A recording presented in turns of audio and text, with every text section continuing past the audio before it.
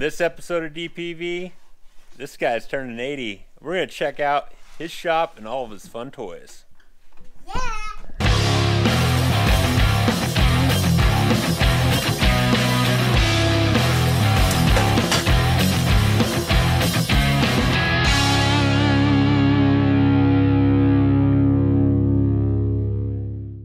We are heading up to Great Grandpa Han's house. Got one girl back there making a card. The other one's sleeping.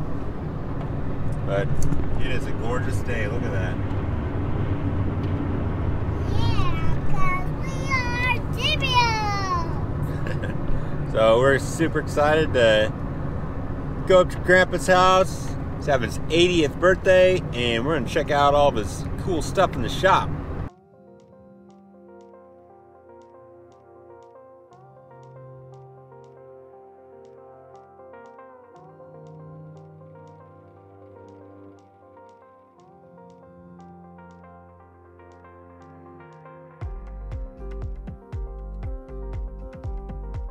Okay, this is Caterpillar 20, and it's the very first Caterpillar that Caterpillar made in their own engineering after Holt and Best merged in 1925.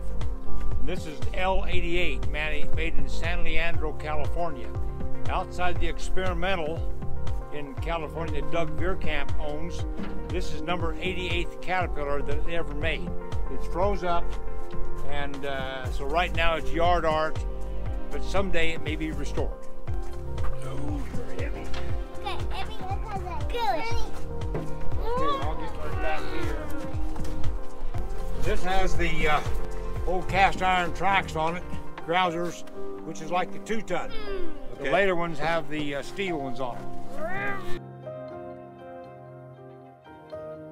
This is a Fresno, which they pull behind horses.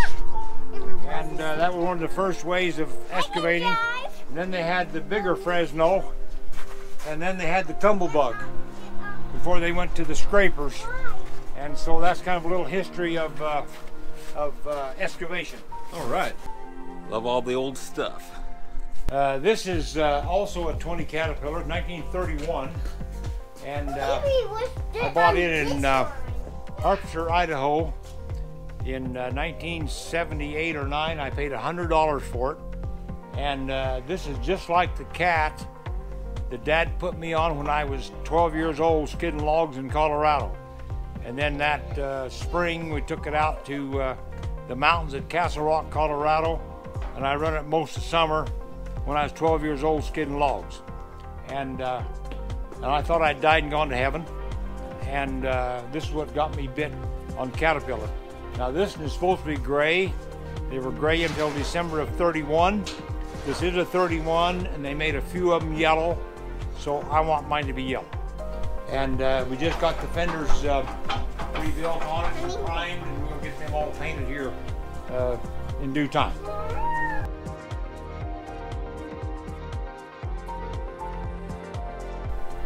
These are the cast iron tracks also, or are they steel? So these are steel tracks. Steel tracks. Starts with the hand crank. Yeah, crank start. Although this one has electric start on it. Oh, cool. It will have, yeah. All right. Look at the sprocket on this. Get a pick of just the sprocket on this is just almost new. You can still see the little deal there, and the track rails are good. The pins are all good. So really, the tracks are on excellent shape. Nice. Whoa.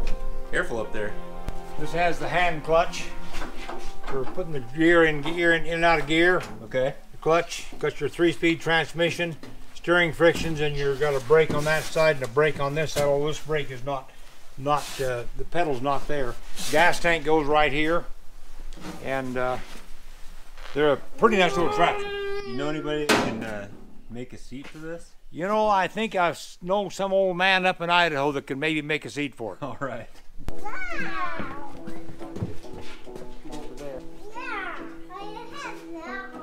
All right, what is this? Okay, this is my Doodlebug 1942 military. I put a pickup front end under it, and 216 motor, and it's a Doodlebug. Now, I drove a Doodlebug when I was 10, 11, 11, 12 years old in Colorado skidding logs. Had 2 transmissions in it. And this is what we used for skidding logs till I got the 20 cat. All right. And so then I had a bunch of parts, so one winter I put this together just for the kick of having a doodle bug. Pretty fun. This Went one. up here, and then of course they're called doodle bug. They're not called a rat rod. And you can look on the internet and find lots of doodle bugs. Hey, Sissy, look And that's a at poor this man's one. tractor. Oh, yeah.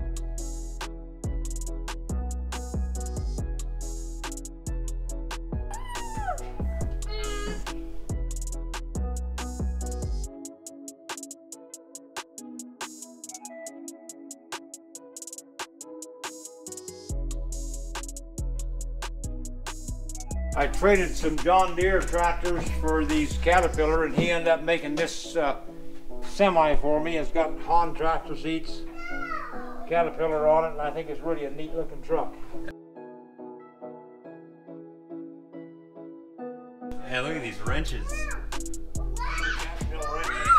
Girls are in my pickup.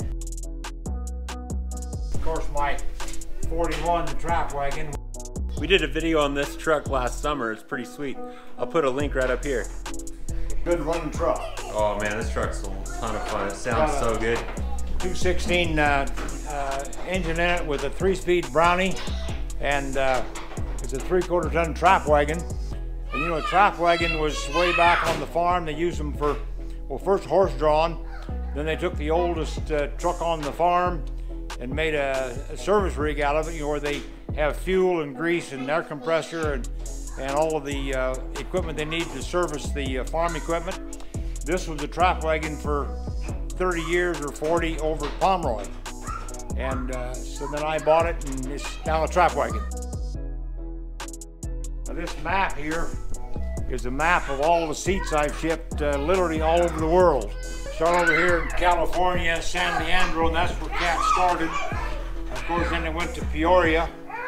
But anyway, these are every one of them pins is a set of seats I've shipped all over the United States and Canada. There's England, the UK, the Netherlands, Sweden, Italy, Spain, one in Africa, and Australia and New Zealand. There's a lot of sewing, a lot of seats. All over the world. All over the world, literally. Yeah. This is my wood shop, such as it is. Josh come on to me kind of unannounced here, so he's not been swept up, but this is the way a shop looks. Yeah. And we buy the plywood, 4x8 sheets, and we break them up into whatever sizes we need with the rail arm saw. And then down here,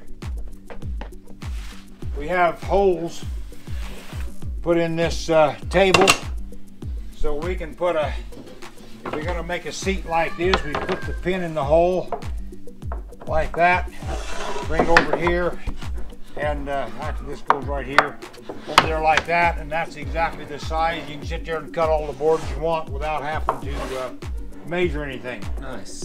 And all of our patterns here, and there's patterns there. That whole cabinet up on top is full of patterns, mostly wood patterns. And then on the inside, of course, is all the vinyl patterns. But we cut the board like this, we mark it, we take a bandsaw, and we cut the corners off from it. Take a drill here to drill the holes for the vents. This drill press here is for the T-nuts. And then we sand the corners with this. And we route it with a router around the edge and in the vent holes, and then we sand it with this, and then we put it over there and varnish it.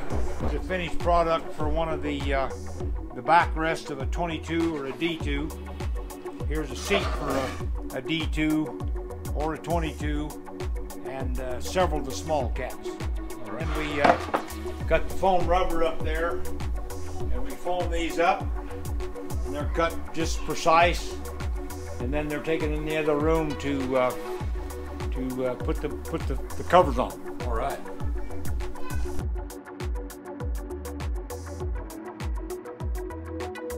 Over here is patterns for all of the vinyl.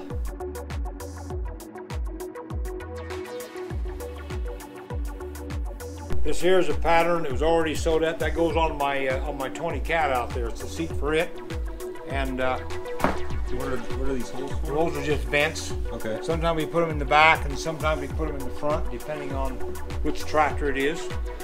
But we have the vinyl. We cut it up by the roll, and then we'll sew it up here on the big sewing machine. That's a 1245 FAF, and that's the Cadillac of sewing machines. I made a press here to put the grommets in, and you poke a hole in the material, put this like this over the top of the material, and we hit the valve down here and there. It comes down and it sets the grommet exactly the same every time, but it just saves a lot of work. Yeah. And then I made a press here. You put the cover on the seat, put it in here like this, put a block in here, and you hit this, and that squishes the seat down so you can staple it. But it's also got a swivel so you can turn it around, and you can, it takes all the work out of it. All right. Then it goes into the boxes, of course, and then it's shipped. And all over the world. All over the world. And these are all orders.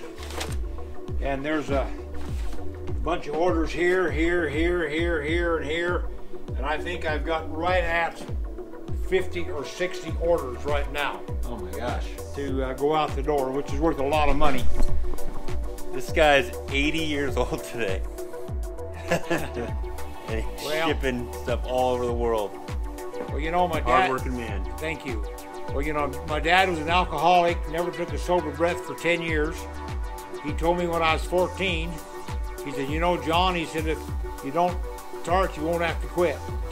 He gave his heart to the Lord when he was 28 years old, and knelt down an altar of prayer about 3 sheets in the wind, stood up sober, and he never touched enough to drink from that day forward till he died at 83.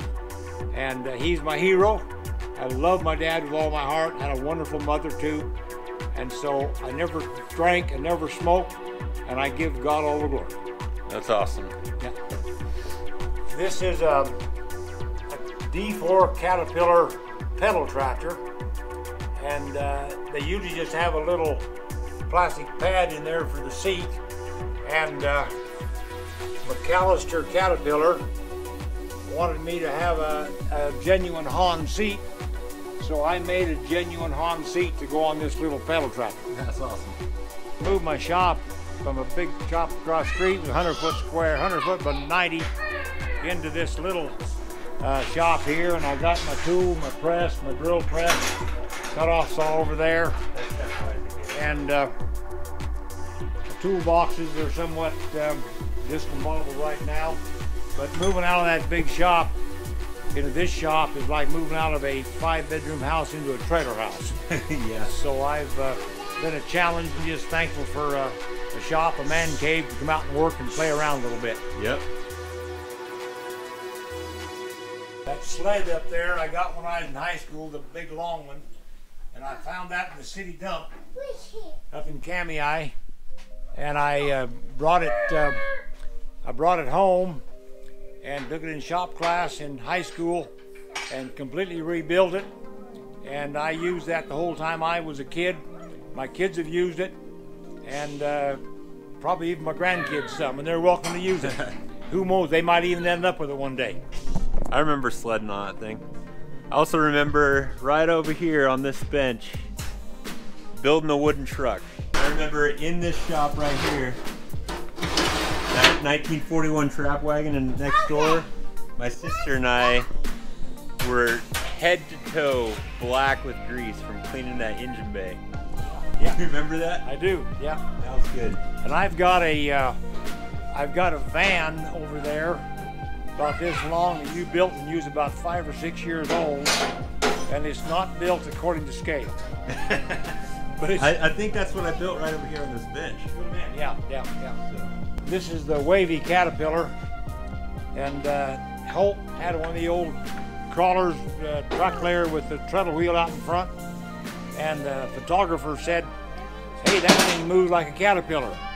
And so Holt picked up on the action of a caterpillar, little worm, and the way he moved across plowed ground, and he witnessed or patented the wavy caterpillar, and Cat used that as their logo until 1931.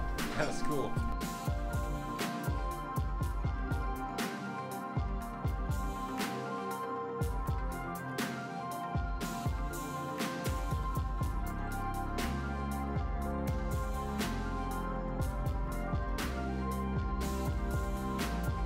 I had two dreams as a little kid. I wanted to be a preacher, and I wanted to be a cat scanner, work with heavy equipment. So I had the opportunity to do both. And then I've capped off my life by making these caterpillar seats. And like we said before, we ship them all over the world. But now with my health and my heart, I can't do it anymore. So my whole business is for sale. I'd like to sell the sewing machine, the rail arm saw, most all the tools out there, all the patterns, and I'd make somebody a whale of a deal on that. And I could give them just the basic training, but I couldn't give them a lot, but I can get them started. So anybody interested in the tractor seat business, they make a dandy business for somebody who's retired or somebody that want to get a little something to do in their retirement age. And so give me a call. 208-924-5538, or my cell phone is 507-1078. We'd love to have you give us a call and talk to me if anybody's interested. Thank you very much.